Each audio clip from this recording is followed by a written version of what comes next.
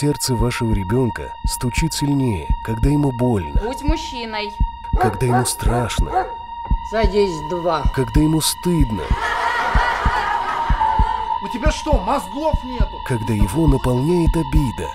Сердце ребенка стучит громче и чаще, когда он отвергнут. И оно звучит оглушительно громко, когда ребенок принимает самое страшное решение в своей короткой жизни. Этого могло бы не произойти, если бы он позвонил на детский телефон доверия. Вы боялись, что ребенок на вас настучит, а на самом деле вы не услышали оглушительный стук его сердца, которое кричало о помощи.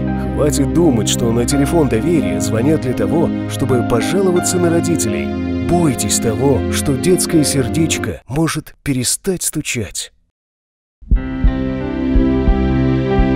Детский телефон доверия 8 800 2122.